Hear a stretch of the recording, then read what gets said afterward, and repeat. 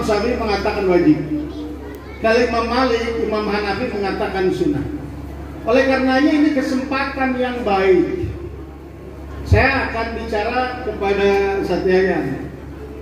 Pengalaman sana kita waktu itu umroh pas puasa. Di Arab itu beda. Segala sesuatunya beda.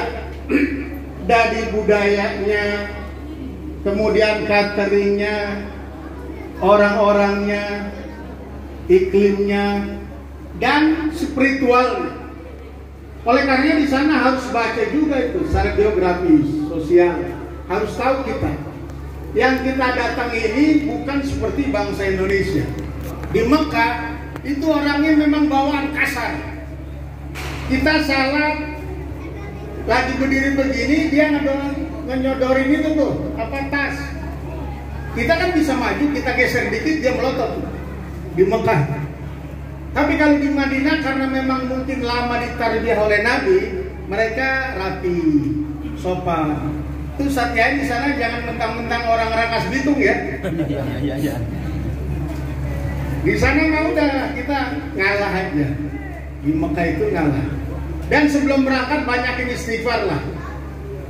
Secara spiritual di Mekah itu Madinah beda dengan di kita. Di sini boleh Bapak ngomong sompral. Mainan gua dari situ kan. Di sana jangan gitu tuh. Ada cerita Ustaz Kambali sama saya. Tuh kiai beneran lagi. Dah jangan bro, ya, bu, bekap mulutnya sama lok-lak banget. Satu ketika saya bawa nenek-nenek dia bilang, bu di sini aja ya nek ya, bu di sini aja. Ntar gampang saya kemari di Mekah tuh. Dia tawa, dia sa'i, dia tawa gitu. Lama sekali itu sampai sore, sampai hampir maghrib dari habis doa. Akhirnya istighfar, duduk, ketemu tuh. Kata kawan kita ini, kemana aja bu? Pak Ustadz yang saya panggil nggak nengok-nengok. Tuh di sana begitu tuh. Ya, setiap hati-hati sekalipun hanya pulang pergi ya, kurang lebih 3 hari gitu ya, kurang lebih ya. Di sana 9 hari lah. Itu harus hati-hati benar, jaga. Yang pernah kita lakukan dan yang akan dilakukan di sana, hitung-hitungan dulu. Makan di sana bisa bosen, makan daging terus. Ada kawan kita tuh makan daging terus, dia bilang. Besoknya lengkuas, makan dah melu. Enggak boleh sembarangan. Ada lagi kawan ini, karena dia waktu itu berangkat haji, pengusaha-pengusaha itu, di kamarnya airnya mendadak mati. Di kamar kita. Ternyata di kamar kita koslet yang ada keluar air panas semua, makan dulu. Itu di sana begitu. Jadi harus banyakkan istighfar. Kemudian di sana prasangka-prasangka apapun hilangkan. Ya Satyan ya. Ada orang dengar ini. Ada orang hitam bener. Ustaz Ajis, dia orang lagi begini nih tangannya. Kopiahnya diaduin sama tangannya. Hitaman tangannya sama kopiah. Itu tuh bau lagi. Berhubung di sana diam aja. Salah masuk kita ke satu tempat. Kalau bahasa zaman Nabi itu ashabus sufah, jarang mandi, pakaian juga di atas pusar ke atas kosong, baunya itu bau lemak, bau sekali. Berhubung di sana nggak usah komentar, kita diam aja, istighfar. Jadi apa yang kita lakukan di sini, ingat-ingat sebelum kita berangkat, malam tobat pada Allah Subhanahu Wa Taala. Jangan sampai nanti di sana ada yang mendadak sakit di sana Pak. Jagoan di sini, otot kawat balung besi, keringatnya wedang jahe. Sampai udah di belah saya udah biasa. Sampai sana sakit. Ada orang kena penyakit gula, udah luka parah, udah bismillah aja. Bahaya sampai sana. Bahaya dengan izin Allah. Saya kalau hitung-hitungan secara medis saya harus dioperasi. Ada batu besar. Sana aja lah, minta sama Allah, minum air Zam-Zam, minta sama keluar itu besar itu. Biji apa itu? Korma.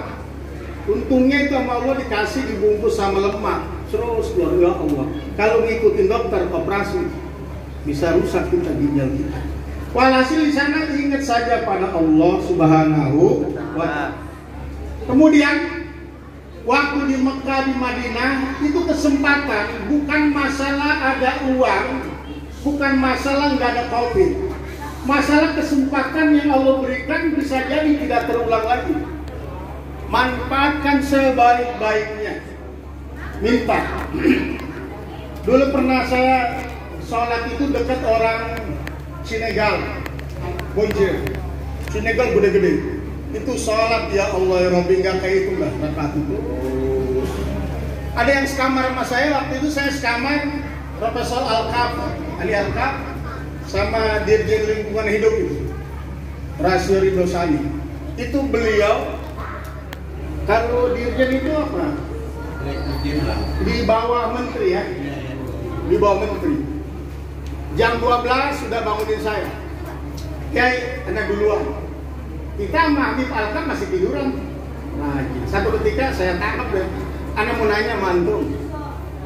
Itu anak siapa? Ah, dia omongin tuh. Dia turunan kiai-kiai di daerah Babel, Bangka Belitung.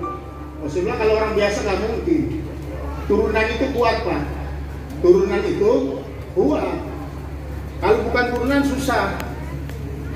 Ini yang pesantren bukan nggak bisa, tapi kalau yang turunan kuat. Ini yang Supriyadi Mungamadu, kalau bukan turunan mah nggak bakal kuat, yang macam-macam. Karena tadi khotbah di Islam ini ngobrol sama urusan-urusan dia bilang nggak usah macam-macam kalau bukan turunan mah. Pak Yudhoyono punya anak, dia jenderal, anaknya tentara juga, gampang. Pak Asep Sunandar siapa? Dalang, anaknya itu kan pada jadi dalang kan, gampang. Jadi turunan gitu, tapi kalau bukan itu nggak susah. Kita kembali. Jadi di sana manfaatkan ibadah. Berangkat sama istrinya nggak? Hah? Sendiri ya? Jadi awas weh, di sana juga itu godaan nih. Ngobrol-ngobrol ya gitu lah ujiannya. Saat maksa nih, ini Ambon manis ya. Jadi di sana kalau diuji itu orang kan sama harta, sama wanita. Bisa nanti kenalan sama perempuan dari Cilacap. Kalau bisa mah langsung balik kita juga, begitu ngajak begitu. Itu ujian itu, ya ujian yang nikmat, insya Allah. Yang diterusin. Banyakkan ibadah kepada Allah Subhanahu Wa Taala dan tolong doakan jamaah ini, ya bayar ya. Jadi kawan-kawan yang belum berangkat umroh haji doakan. Allah waj'alna hajan mabrura wa sa'yan masyura wa tijaratan lam tabur. Kita minta kepada Allah mudah-mudahan, karena di sana itu doa-doa kita itu insya Allah dijabah asal kita yakin dan terus minta kepada Allah Subhanahu Wa Taala. Insya Allah. Ibunya di rumah doakan bu. Banyakkan baca ratib. Itu ratib. Ratib itu mana Pak itu? Pak siapa itu?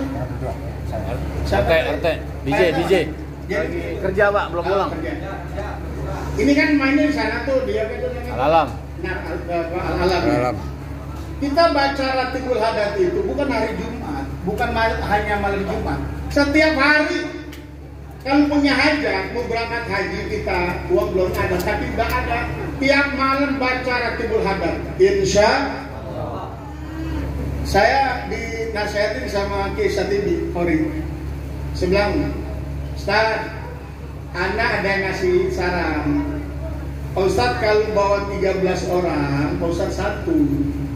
Cuman saya ingat Ustaz Nawasus, Haji Syafi'i sempat waiting list, habis. Sempat tertahan gak berangkat haji, habis nama kita. Kata Haji Syafi'i sambil main badminton, udah Kiai gak usah tadi, biarin aja. Insya Allah doa waktunya. Itu saya baca Ratibul Hadat tuh. Tiap malam baca Ratibul Hadat 3 kali terus, itu dikasih gampang. Ada kenalan di pengadilan. Kenalan dapat berapa tahun? Ustaz punya simpenan nggak? Simpenan apa saya bilang? Ya uang lah. Saya bilang mau ngapain? Saya lagi kuliah waktu. Nggak ada, saya bilang mau berangkat haji. Saya tambahin namanya. Dapat minggu besoknya, Pak Ustadz siapin foto aja 40. Udah diurus-urus itu, Ustadz kemudian cek ke Tibitur di Romangun. Saya tanya ke sana, ada nama Ahmad Rohali. Ada Pak, sudah terdaftar, sudah ikhlas. Dia bilang $, saya nggak ngerti.